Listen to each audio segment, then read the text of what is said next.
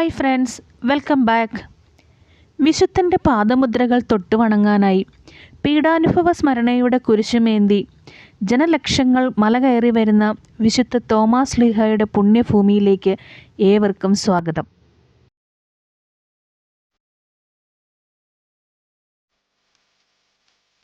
മലയാറ്റൂർ കുരിശടിയിലേക്കുള്ള വിശ്വാസികളുടെ യാത്ര ആരംഭിക്കുന്നത് കാലടി മലയാറ്റൂർ റോഡിൽ പെരിയാറിൻ്റെ തീരത്ത് സ്ഥിതി ചെയ്യുന്ന താഴത്തെ പള്ളി എന്നറിയപ്പെടുന്ന saint Thomas Syro Malabar church എന്ന ഈ ചർച്ചിൽ നിന്നാണ്. വിശ്വാസികൾ പെരിയാറിൽ കുളിച്ച് ശുദ്ധി വരുത്തി ഈ പള്ളിയിൽ കുമ്പസാരിച്ചതിന് ശേഷമാണ് മല കയറുന്നത്. മലയും അതിലൂടെ ഒഴുകിയെത്തുന്ന പെരിയാറും ചേർന്ന ഊരാണ് മലയാറ്റൂർ എന്നറിയപ്പെടുന്നത്. ഈ കാണുന്നത് കേരള ജലസേചന വകുപ്പിൻ്റെ ജലസംഭരണിയാണ്. ഈ തടാകത്തിനു ചുറ്റുമാണ് ക്രിസ്മസ്, ന്യൂ ഇയർ സമയത്ത് നക്ഷത്ര തടാകവും മലയാറ്റൂർ കാർണിവലൊക്കെ നടക്കുന്നത്.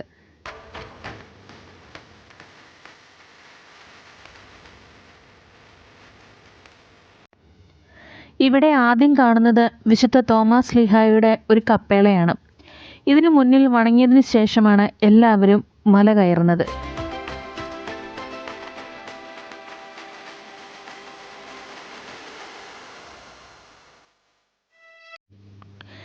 ഇന്ത്യയിൽ രാജ്യാന്തര പദവി ലഭിച്ച ആദ്യത്തെ തീർത്ഥാടന കേന്ദ്രം മലയാറ്റൂർ കുരിശുമുടിയാണ്.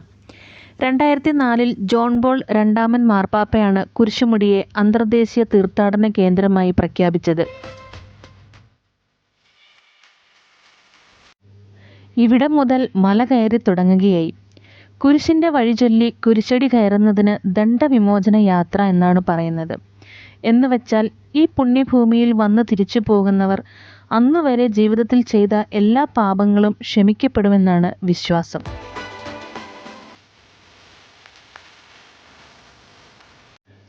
അതികഠിനമായൊരു യാത്രയാണിത്. നിറയെ വലിയ പാറകളും കല്ലും കൂട്ടങ്ങളും നിറഞ്ഞ കാട്ടുവഴിയിലൂടെയുള്ള യാത്ര. പ്രാർത്ഥനയോടെ മരക്കുരിശേന്തിയും അല്ലാതെയും ജാതി മത ഭേദമന്യേ ജനലക്ഷങ്ങളാണ് ഓരോ വർഷവും ഈ മല ചവിട്ടുന്നത്.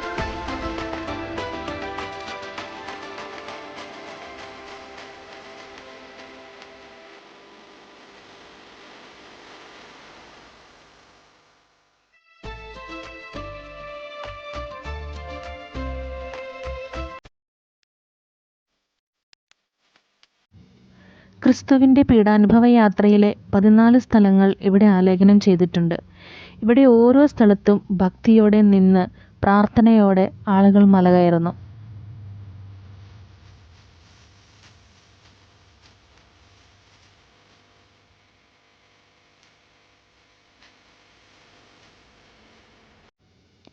വിശ്വാസികൾക്കായിട്ടുള്ള കുടിവെള്ളം വഴിയിലുടനീളം സജ്ജമാക്കിയിട്ടുണ്ട്.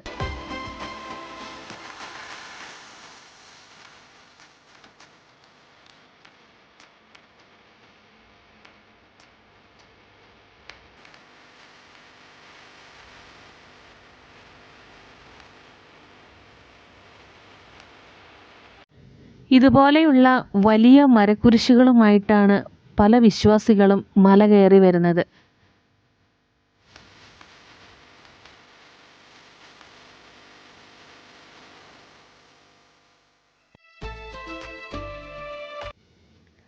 പീഡാനുഭവ യാത്രയിലെ 14 സ്ഥലങ്ങളും കഴിഞ്ഞ് വിശുദ്ധ തോമാസ് ശ്ലീഹായുടെ തിരുശേഷിപ്പ് മണ്ഡപത്തിലേക്ക് എത്തിയിരിക്കുന്നു.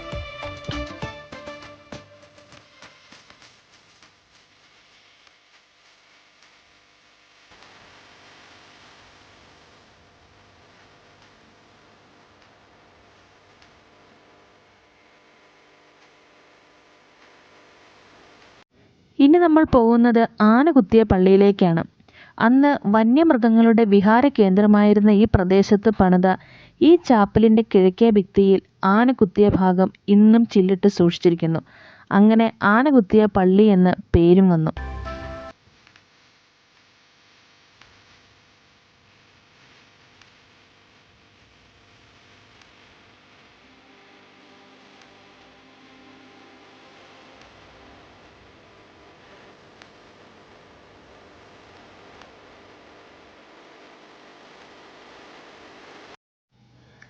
ആരാധനകൾക്കും മറ്റുമായി നിർമ്മിക്കപ്പെട്ടിട്ടുള്ള പള്ളിയാണിത്. എല്ലാ സാധാരണ ദിവസങ്ങളിലും രാവിലെ ഓരോ കുർബാനയും, ഞായറാഴ്ചകളിലും മറ്റ് വിശേഷപ്പെട്ട ദിവസങ്ങളിൽ 2 കുർബാനകളുമാണ് ഇവിടെ നടക്കാറുള്ളത്.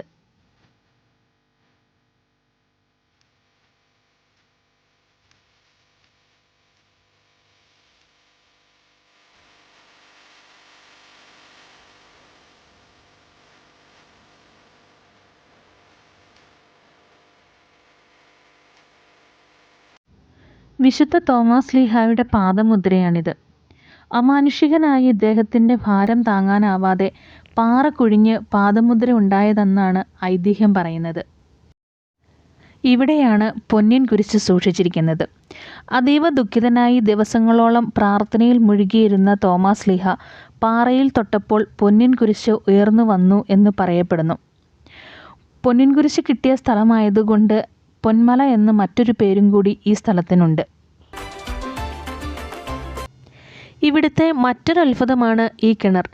വിശുദ്ധ തോമാശ്ലീഹ ദാഹജലത്തിനായി പാറയിൽ വടികൊണ്ടടിച്ചപ്പോൾ ഉണ്ടായ നീരുറവയാണ് ഇതെന്നാണ് വിശ്വാസം.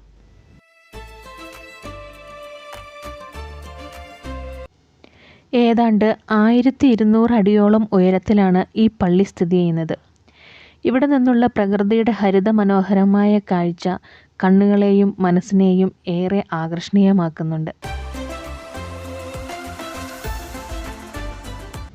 പുതിയൊരു യാത്രയുടെ വിശേഷങ്ങളുമായി അടുത്ത വീഡിയോയിൽ വീണ്ടും കാണാം. Thanks for watching. തികച്ചും ലളിതമായ നടപടിക്രമങ്ങളോടെ വിദേശ രാജ്യങ്ങളിലെ മികച്ച യൂണിവേഴ്സിറ്റികളിൽ അഡ്മിഷൻ നേടാം. ഡോക്യുമെന്റേഷൻ ചാർജോ രജിസ്ട്രേഷൻ ഫീസോ ഇല്ലാതെ. Wiseman overseas educational consultancy.